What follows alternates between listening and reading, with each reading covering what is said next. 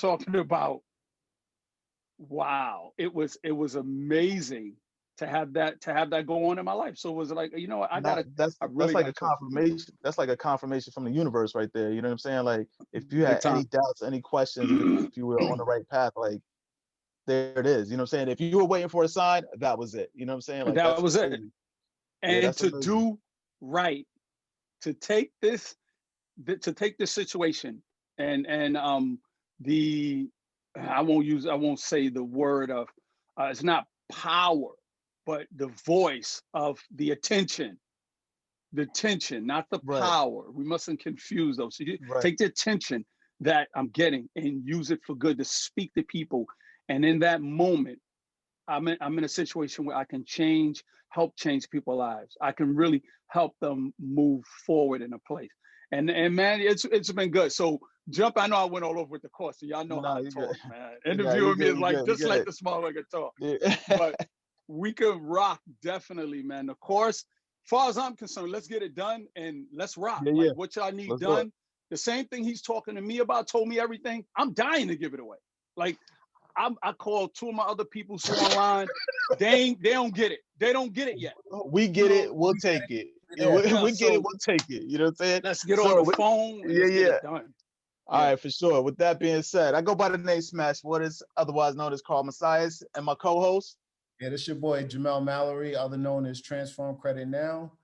We're here with another episode of Each One Teach One, Break Out the Box, of course. And we have a doozy. We have a great guest for you today. He's here to drop the game and knowledge on real estate investing, how to turn your current situation of home into a trust. He's going to let us know all about it. Further ado, Storm. Yes, yes, my brothers, my brothers. It's a Storm, what's pleasure. up, man? Thanks for joining us. Thanks for joining us. Thanks for We having appreciate it. me, We man. appreciate it. Sure. I Nah, definitely man. appreciate the opportunity. I definitely appreciate the opportunity. So, before we go into it, right? Ask movement. Always seek knowledge, right? I love it. Yes, yes, It's dope. yes, yes. It's dope. ASK. Yeah, it definitely garners the attention, right? It definitely will bring people looking for knowledge, and it's like, sorry about that, guys. I got a call coming in, but it's like if you were looking for knowledge, like this is definitely one place that you want to stop and get the information that you need. So I appreciate you joining us, man. Thanks for coming out. No, I definitely Um, appreciate it, man. That you guys even taking the time to let me get the word out and talk to some more people. yeah, for sure, for sure. Um, I mean, I don't even know where to begin. If you want to tell us, if you want, how'd you get started? First and foremost. All right. Started in real estate. We know that was, well, not we all know, but Right, um, right. in real estate, I started real estate in '99. Bought my first property. With the purchase, I bought my first property in Brooklyn, a brownstone. You know what I mean? And the thoughts when I did purchase that property, the intent wasn't to get into real estate. It was all about, I don't want to pay someone else's rent. I mean, someone else's mortgage through my rent. Right, So I said, right. man, I just don't want to do that. So back then in Brooklyn, the property was going like 300,000, 400,000. We know now they worth 1.4 up to $2 million. Like literally Easily. two days ago, down the block, like 9 doors down from me, that property sold for 2.2 million down the Wow. block, like 8 doors down. Wow. So Wow. I'm gonna be cashing out in a minute. You know what I mean? Right. Out of one of these here. But Why yeah, not? so I bought one. I brought one, got into it. Was keeping my job money. Then after a while, I purchased another one about Mm, 2 years later. But like I said, the whole thought was I'm keeping my money. I can hang out. I was in my 30s, so right. I'm hanging out. We know the 90s was great. Everything was good. I got all this extra money, party with my boys, hang out with my shorty. We traveling, we going here and there. But my thought process wasn't about looking at real estate as a long-term thing. It was just I'm making money. I'm not Right. paying no rent. I have an asset here. Boom. So then after the time of hanging out and enjoying all the good time of the 90s, early 2000s. And then I got into working in corporate America, working for a company. And once I, got in there, I was really taken back. And I said, I don't want to do this here. I cannot stay Right. here. I said, Right. this ain't me. You know what I mean? After doing so much. I was always a serial entrepreneur. You know what I mean? Just really was. Right. I was always into technology, apps, code writing, and even open up, barbershops. I was doing everything, man. I just didn't want. But then when a time came along where circumstances was like, you know what, I have to get out the street, and actually get in a corporate world, benefits and all that stuff. So that's when I did jump into it. That's when I said, okay, cool. I can't be here, but if I'm not going to be here, I have to find a way to get that money coming in, where it's on the books, everything looks good. And that's when I said, shit, these properties are helping me keep my check, and everybody's giving me this money. Let me look more into it. But about time my brain kicked into it, that real estate was it. The properties that were once 300, 400,000 and now $800,000. You know what I mean? Wow. Hovering around there. And I'm like, shit, $800,000 property, 20% down on an $800,000 property. 160,000. You know what I mean? Yeah. 160,000, not including fees. So you're looking at 170, 180,000. I said, okay, cool. We ain't trying to do that. So that's when out of state started tickling my ear, and I was hearing about it from other people. And realistically, what I like to always mention also is that out of state investing isn't new. It's kind of just new to our ears. It's kind of new to us, because you never really had to place the words out of state investor when somebody said they was a real estate investor. Think about real estate investors who are doing good, successful, even not so successful. They live in 3, 4, 500, $700,000 homes, $800,000 homes, $1 million homes. Do we really think that they're real estate investors and they're buying the next $1 million house next door? No. They're real estate investors. They're not buying the house next door. They're buying properties all throughout the country. It's just in front of the real estate investor. The words out of state investors not there. Right. See, it was always predominantly out of state investors. Just now we're vocalizing it. We're placing it there. It's dropped in front of it. So now we know what it means. So that's where. So I went and I looked online, because everyone I knew who owned properties, and me and my boys, we had bought a lot of house. Same thing back when Abel bought, when other people purchased homes, and they still was either buying here or they just was out the game entirely. And but my conversations with them were always, man, I have to see the property. I can't buy no property somewhere else. I need to know. I need to be able to get to. I need to be able to feel it, see it, touch it. Right. Then so it was the fear factor. I said, okay, there's a fear factor here. There's knowledge somewhere. I have to go out there and find that knowledge about it. Go online, start looking into other investors, other people who really were out of state investing. And it was, going there, creating a team, making a team, finding forms, but the thing that really changed me is when I got into a forum called biggerpockets.com. Biggerpockets.com, for anyone who wants to be out of state investor. And I teach an entire course based on Bigger Pockets, because literally I went from 5 digits to 6 digits once Bigger Pockets came into play. It was hands down. Because I took those relationships on there, because these are other investors. It's right 2 million people there, mostly investors. And we communicate what's a great state, where's the buy, who's the property management, who do they use? And these guys, these investors, 10, 20, 30, 40, 50, 100 properties. And we're all communicating. And then, once I mastered that place, and it's not going there with asking a bunch of questions. These questions are already there. You know what I mean? Like I said, in my course, I teach people how to maneuver through there, because you really don't want to be classified as a newbie. You don't really want to go in and start typing, where's the best place to invest? Who's the best property manager? Somebody already asked that question. You just need to go in the form and search the question, follow the thread. Once you start communicating and know how to put together these things, like, asking the right question is always one of those things to let someone know where you're going and what you're doing. When we need to focus on that before we do. We can be so excited with the do that the preparation with the do wasn't put together properly. You know what I mean? And it would take someone on the other end to realize that you were just excited and give you that chance to make up for it. So don't be so excited when you have that access to someone and just ask that, so what made you want to do this? No, you want to ask them that question where now when Right. you ask them that question, they lean into you and go, okay, Right. you serious about this? So now I'm going to answer this in a way that's going to change your life, that's going to affect you on a level where you're going to really do something with this information, asking the right question. So that's Right. like another thing I also teach. And with that, once I got that part taken care of, I was comfortable with buying. You know, now I'm in Indianapolis, I'm in Milwaukee, I'm in Wow. Georgia, somewhere else I'm missing. Milwaukee, Indianapolis, Alabama. Georgia, Alabama. There you go. I'm in I Georgia. got I'm you. in Alabama. You know what I mean? So now I'm moving into Memphis now. I'm in Wow. contract with a couple of properties in Memphis. I'm building my team in Louisiana also as we speak. It's just now with COVID, it kind of slowed things up because you know my business model is always Section 8 properties or long-term tenants. Got you. That's my sweet spot.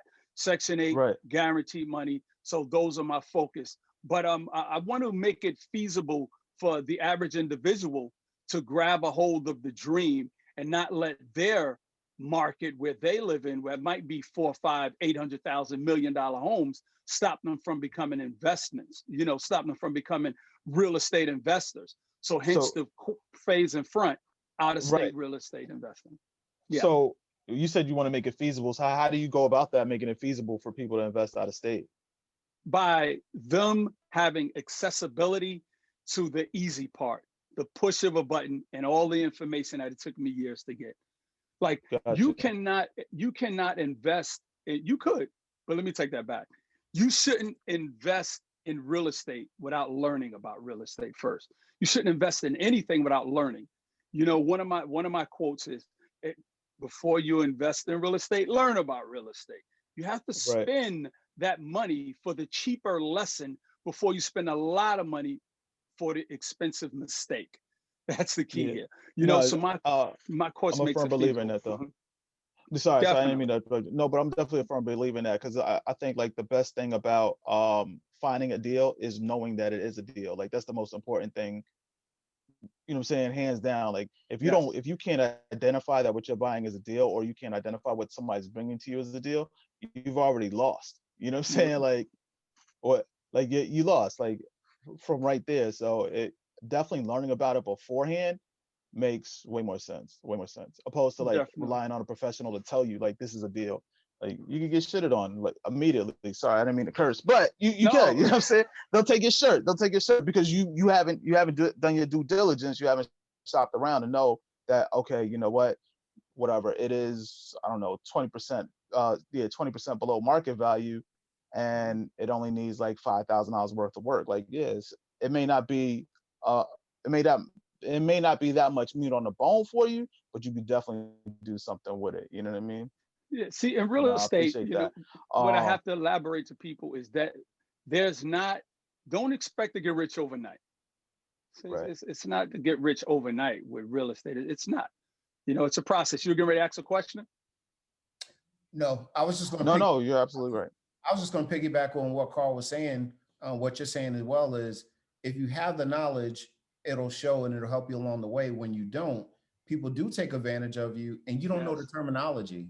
It's hard if people are, there's sharks out there that will feed onto that and take advantage of you because they know you don't know and they'll reel you in. Yeah. Yeah. Especially in real estate, and especially if you're trying to invest out of state.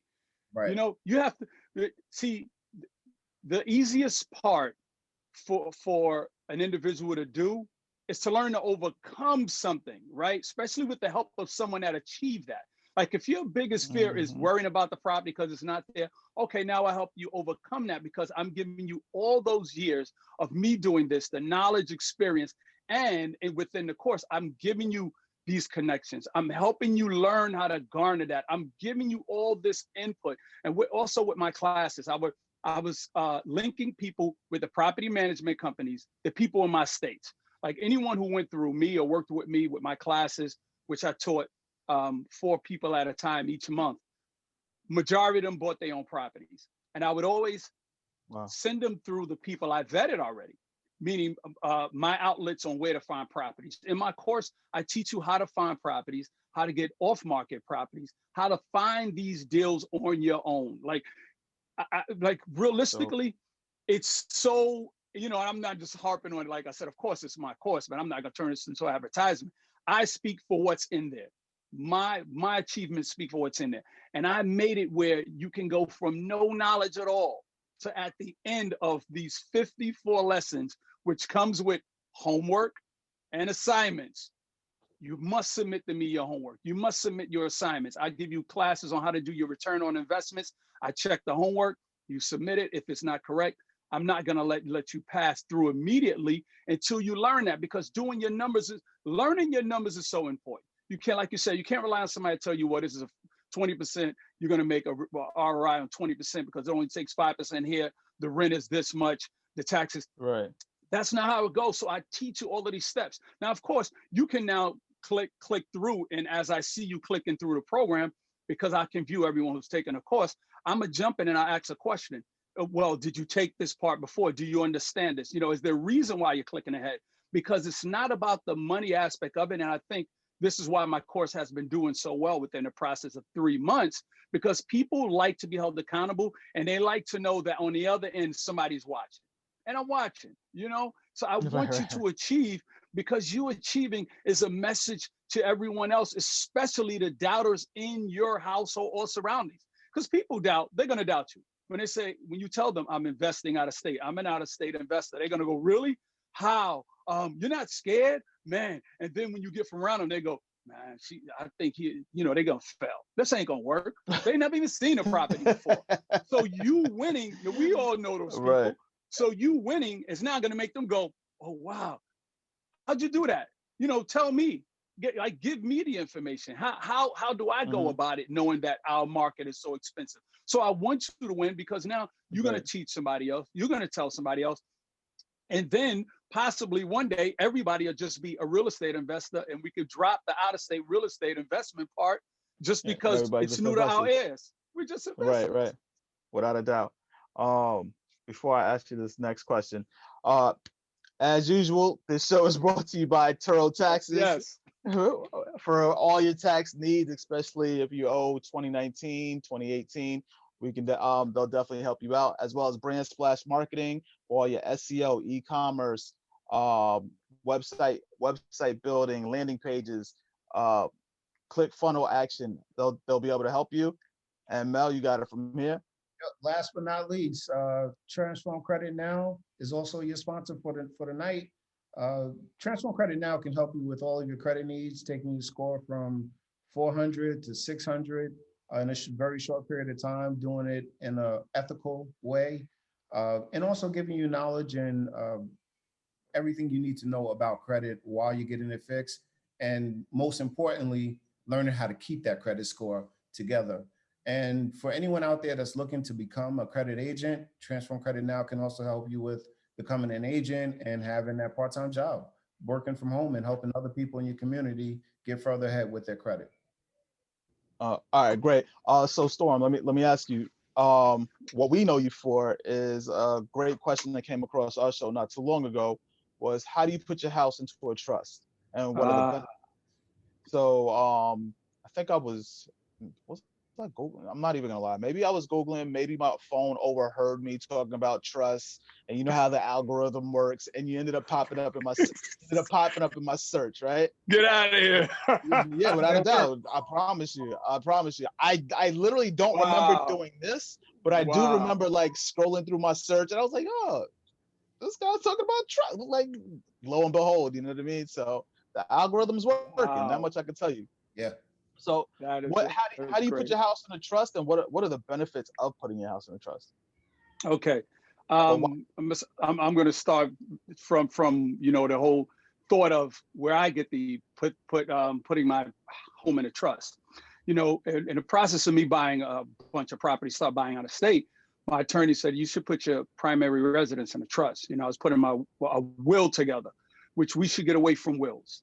A will isn't the right device to use. Wealthy people use a trust.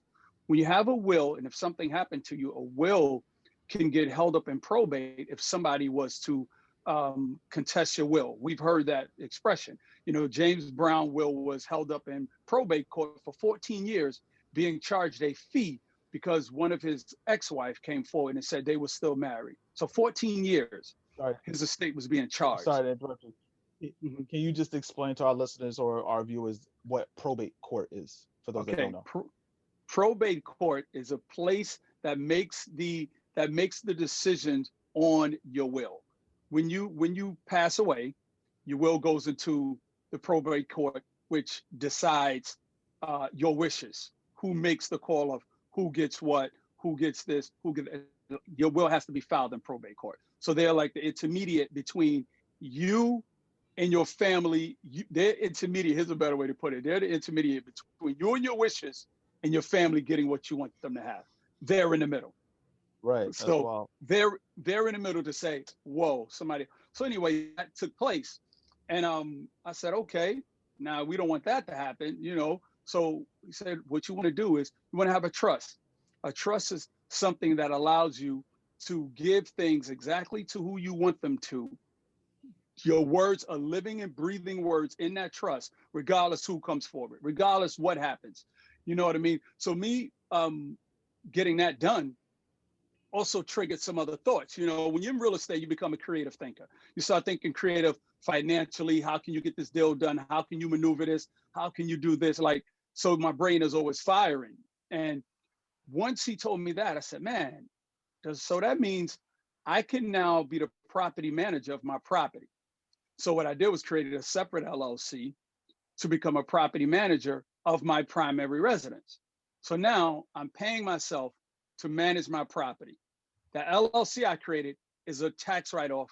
So now I'm getting tax benefits from creating that other LLC to manage my property, which means I'm getting paid to manage the property that I'm living in. That was one benefit. So I said, all right.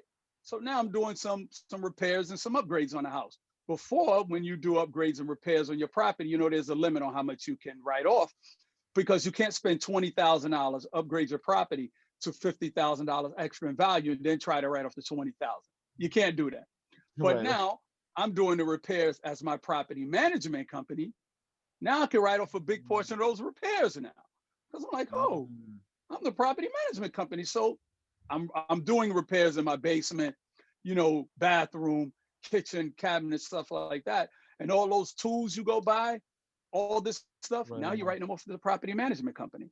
And for those of you that didn't have a LLC, when you do create this one, the benefits now you have a home office. Your home office, you're able to write off a portion of the rent or the portion of the mortgage. And you write off a portion of the light, gas, heating, car expenses, cell phone, internet, all of that, you get the write off. You get your business credit card, not debit card. That's another thing we should move away from, period, as a whole, is not using your debit card. That's a whole nother topic. But now once you have that property management company, you're writing off all of these expenses as the property management company. So now I'm like, oh, wow, okay. People need to know about this here. So that's when I really start having more discussions with my attorney, with my accountant. And I said, I'm gonna do an ebook. At first I was like, I'm gonna do a book. I said, you know what? I don't have time to write a whole book. So I said, all right, I'm gonna write an ebook. So once I put the ebook together and start telling people about it, the ebook, that started going like fire. I mean, people are like, what? I did that video, which is the one you're referring to. The very first, the video really started me to be noticed with people. It was called Take Your House Out of Your Name.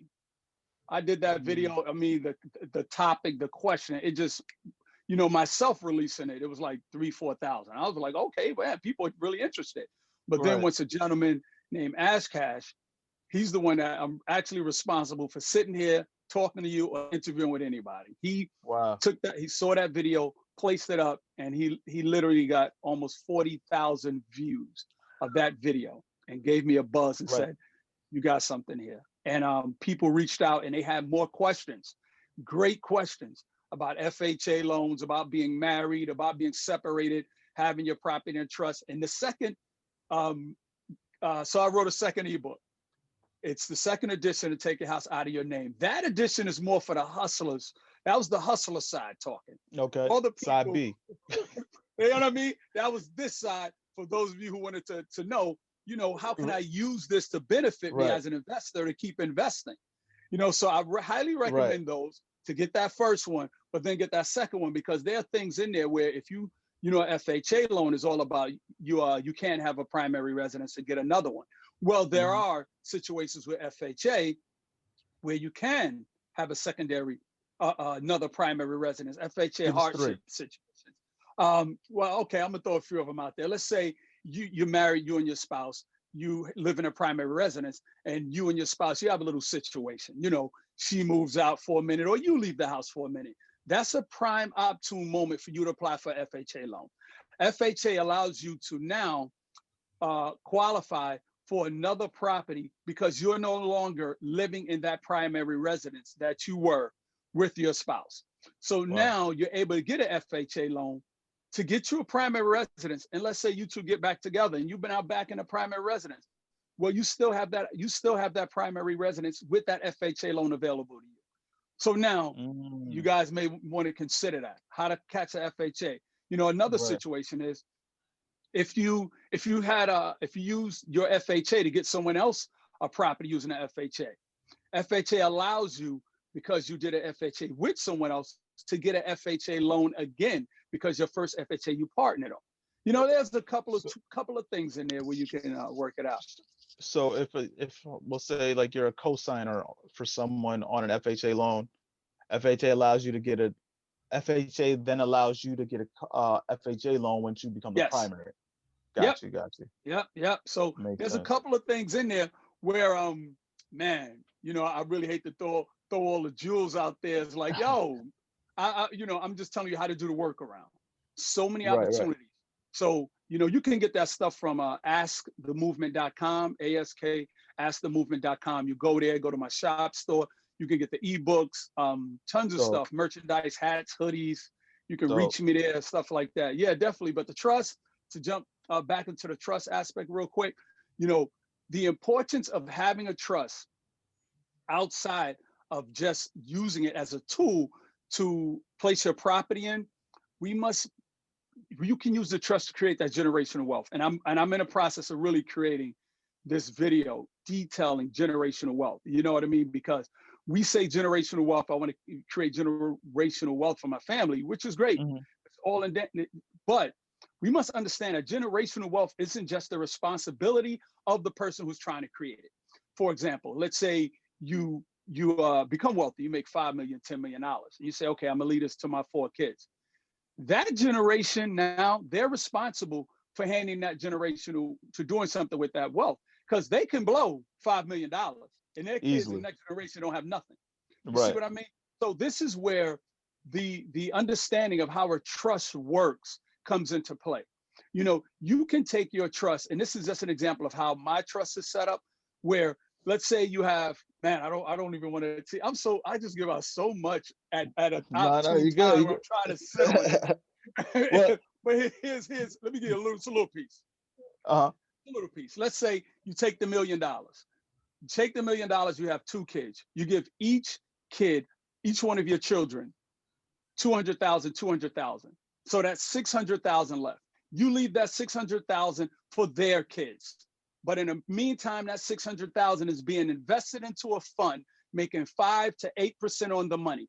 Now, let's say Mm, now their kids, they can't get that money until they turn 18, and partial payments, also partial payment at 18 and a full payment at 2025. This is just my structure.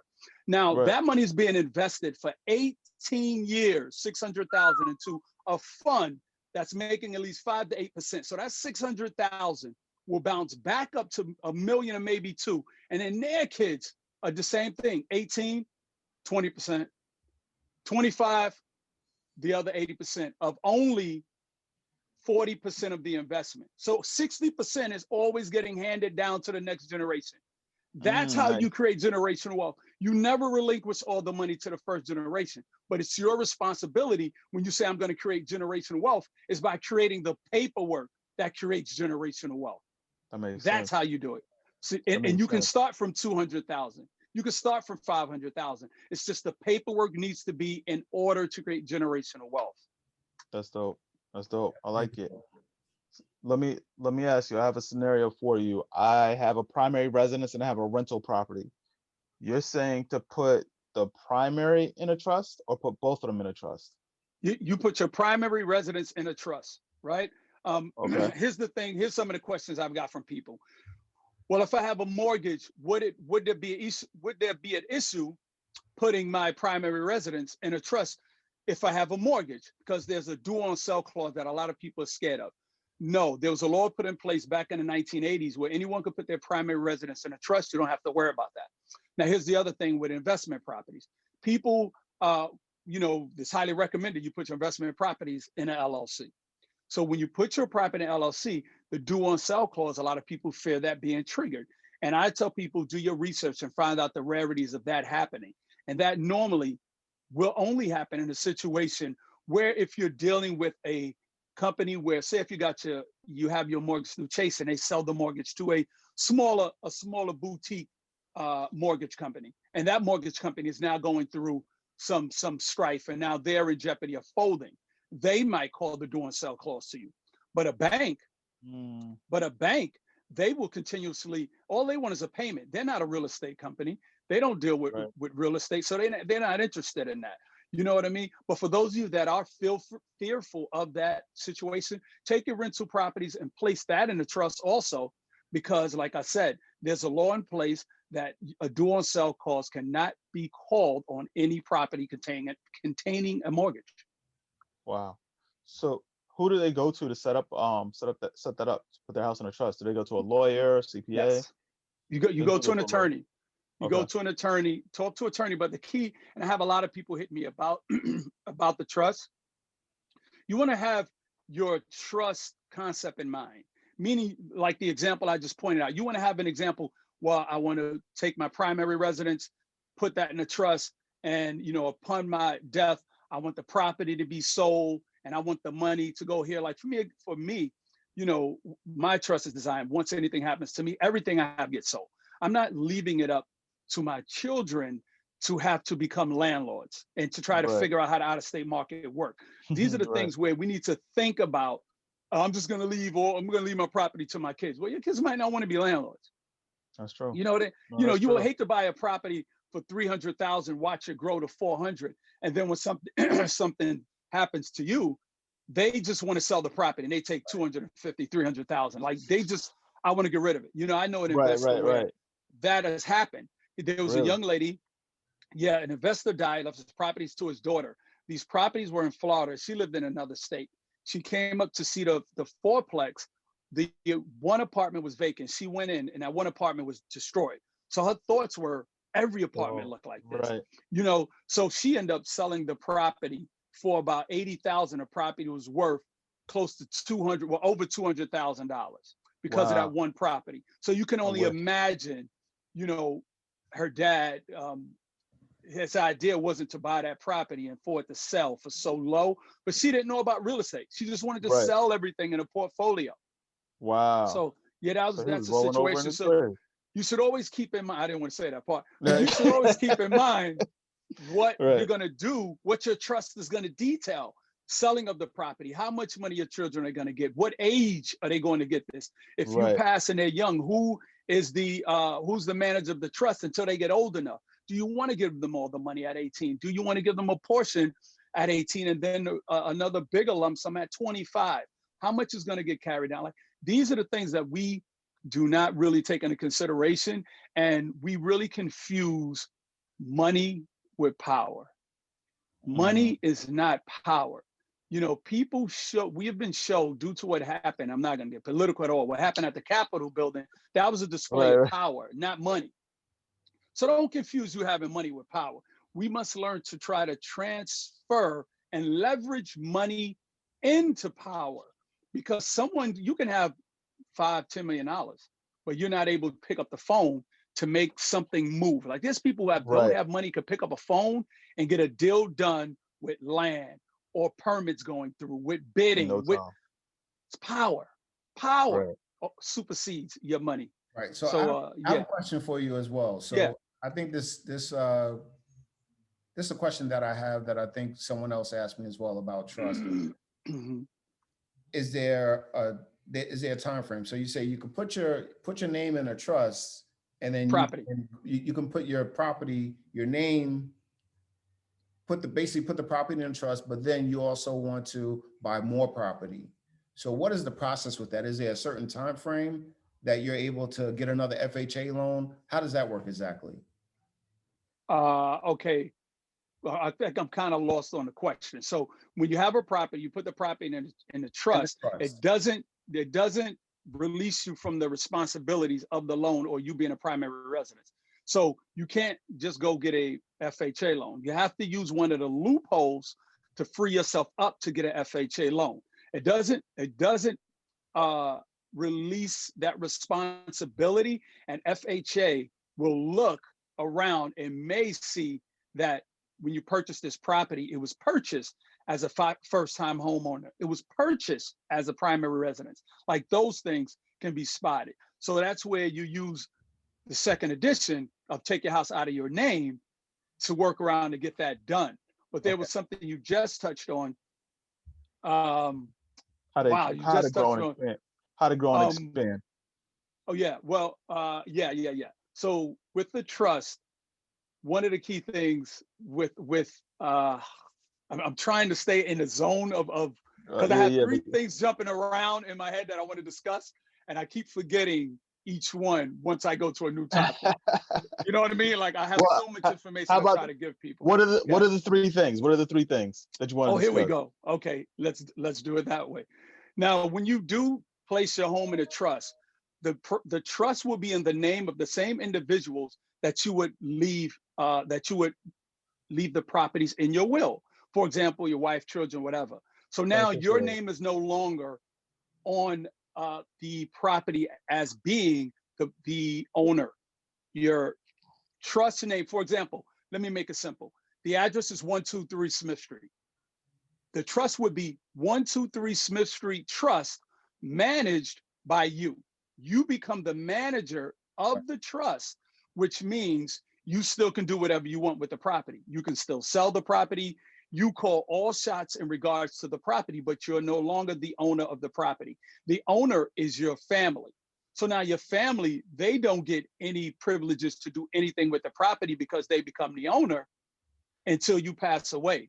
But you are the manager and you have all the control, even though you do not own the property, which makes it possible for you to open a property management company and now do the things that I spoke about earlier. So that's the great thing about a trust, where will doesn't do those. It doesn't do that. You can leave your house in your will to your family, but you still the owner of the property. That's a problem. If Right. you get in the accident as an individual, car accident, someone wants to sue you, a lot of times people go beyond the amount of your insurance. They say, well, what does he own? Let's go after the house.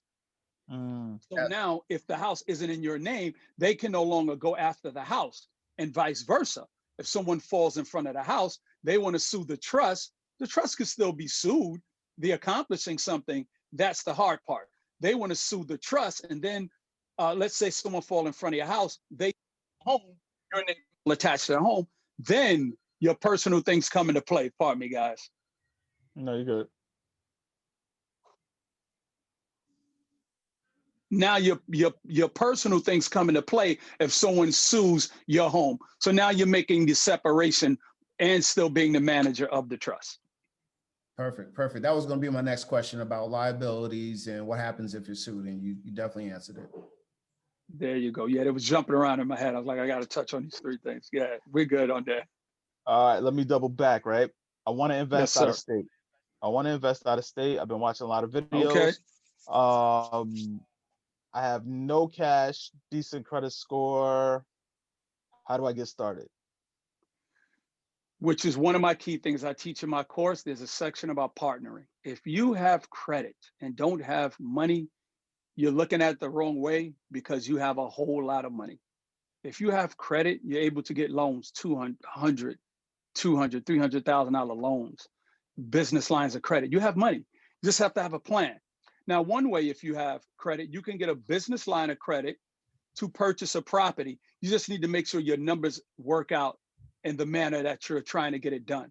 If you get a business line of credit, monthly payments are $150. You want to get a property that's going to pay you more than $150, so you can pay your monthly back and monthly payments back and be cash flowing. But here's the benefit of doing that. Let's say if you're making $300 a month, the monthly payment is $150, you're making $150 a month. A lot of people see that as not being a profit. But yes, it is a profit because you're writing off the property.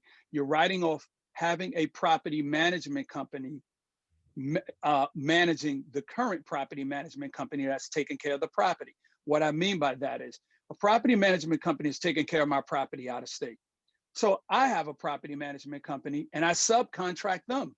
So now I'm writing off every expense that comes up with that property. I'm writing off the bills. I'm writing off any maintenance, any cleaning. So you can't, there are write-offs with the property management company that you won't be able to write off as a person.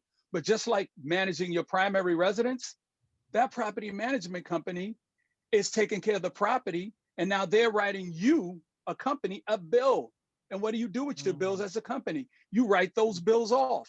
See, these are another things I teach in my course, that we have to understand to use these systems accordingly. Learn your taxes accordingly. Have an accountant that speaks to you in a manner where it's not about, no, you can't do this. You should never sit across from your accountant and say, can I write this off? You should sit across from them and automatically put their feet to the fire and say, how do I write this off? Right. How do I write this off? That's the way, that's the relationship. And you should sit down with your accountant every year. They should call you in and go, what did we do this year of the business? What did we purchase? What did we buy? What new equipment? What new thing that we do this year? And they should automatically have know the new tax laws that come in place for you.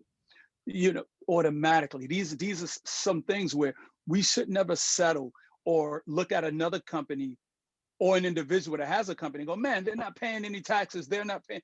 You know why? Because taxes weren't designed for another company. Taxes were designed for me and you. That's what they're designed for, not for the individual. Instead of you throwing rocks at the castle, try to become a king yourself. Figure it out. Mi retina star. Oh man, thank you guys for tuning in to episode 1 with Storm Management Investment. Man, he's dropping so many jewels for you guys on what to do with investing in real estate out of state. And Carl's going to share a little bit more about how you can follow us on different avenues as well. Yo, thanks for watching, guys. We appreciate it. Honestly, this episode was packed so much to the fact that we have another episode following this. Thanks to Storm for joining us. Do us a favor. If you do like what you see, make sure you like, subscribe, follow, comment. You know, all exchange and engagement is welcome. Make sure if you go to Storm's page, go through our link. We offer a promo code, BOTB promo code for 50% off. And we'll see you next week. Storm, you got anything you wanna lead the people with? Yeah, definitely. I want everybody from here to go over to my page on Instagram where I'll be doing a live Q&A with all the questions you guys might have for me or what I didn't address tonight. And like he said, there's 50% off the code, 50% off the course using the code that these guys just gave you. So jump on it, and I'll look forward to talking to you guys again on part 2. Appreciate it. Remember, guys, promo code BOTB, break out the box. Oh, I got to sign off the right way, too. Oh, yeah, without a doubt. I got to sign off. My sign off. ASK, always seek knowledge. Peace.